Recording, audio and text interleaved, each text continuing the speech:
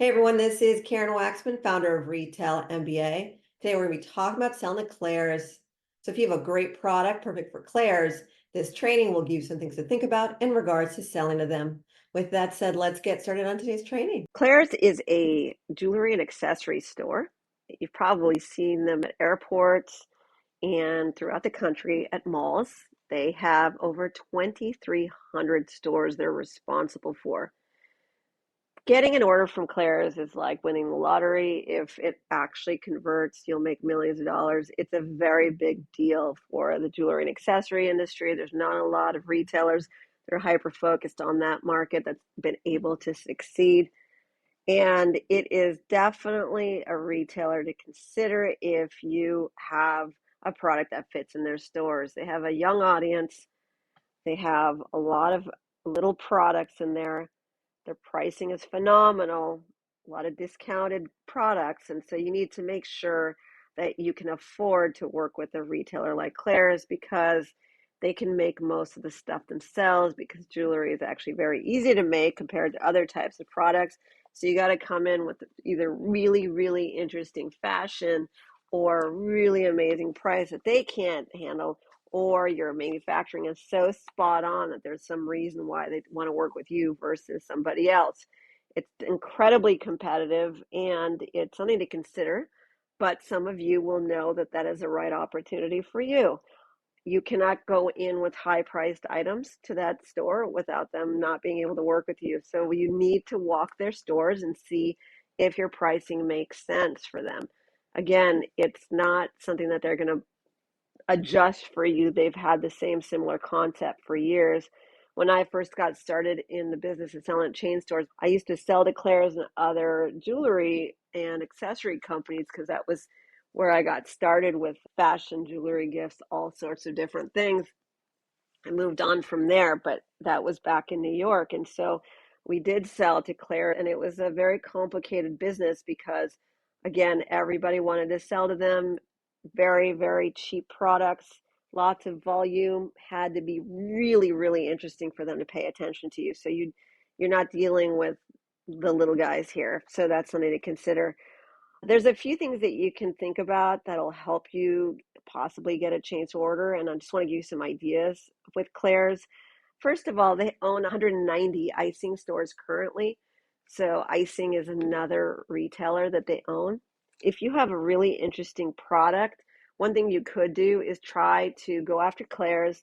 If Claire's isn't budging, maybe go to icing. They have different buyers, and you can reach out to them and try to become a vendor for them. If you become a vendor for icing, you can basically get set up in their system as a vendor. If that happens, then they typically give you something called a vendor number, which is a number that essentially enables you to be able to be processed through their system. There's a lot of forms you got to fill out, and you essentially become a vendor of record in their system. The reason I mention this is because when Claire's owns another retailer, and just like any conglomerate of retailers that own multiple brands at the same time, they usually own the same software system for vendors. So what that means is if you become an icing vendor, you could conceivably go back to Claire's, let them know I'm in your system already and I'd love to work with you. The reason that's interesting to Claire's is because sometimes they don't want to put you in as a vendor because it takes a lot of time for the buyer to fill out paperwork. And that's really annoying to the buyer because she's busy and or she's not certain whether or not your product will convert. And so in this case, you could conceivably go back to Claire's and say, I did all the work for you. So you barely have to do anything except test our product out. And that could work really nicely. And a lot of your competitors might not be thinking about icing stores. Obviously, you have to do your due diligence to make sure that your product is making sense for icing and or Claire's, but that's something to consider. Another thing to note is that they have 300 franchises in the Middle East and South Africa. And the reason I mention that is because they have the ability to buy stuff in other countries.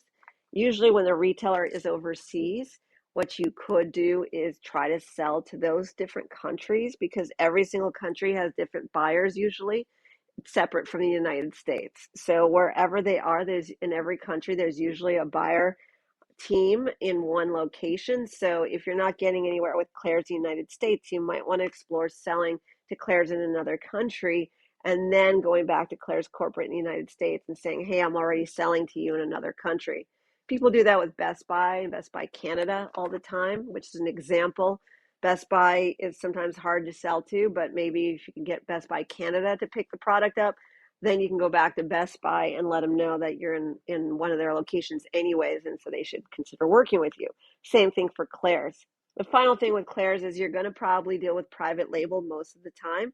Private label means that you're going to sell to them under their brand name, meaning the packaging is going to be Claire's. It's not going to be you. And so you need to make sure that you understand that, because you're not going to have your name all over the branding and so forth. And if you're okay with that, then Claire's could be a great opportunity for you. The way that works is you sell to them, and if they like your product, they will have you go get the packaging from them with all the design and everything, and then you literally package it under their packaging, and it's not your packaging at all. And so that's how they do it for private label. So that's something to think about. A lot of times you're not going to have your name on any of this, but you can make a fortune selling to acClaire's or similar retailers who do private label, because they tend to buy a lot of quantity if it's under their brand name, and that's something to consider. Anyways, these are just some quick tips and things to think about in regards to selling acClaire's. If you want to learn how to approach, pitch, and sell to retailers, we help people get into retail chains. You can take a look at our website. The link is listed below, or you can go to retailmba.com. Otherwise, thank you for your time. Please like, subscribe, comment, share. We appreciate you, and be on the lookout for the next video we create. Thanks so much. Karen Waksman, Retail MBA.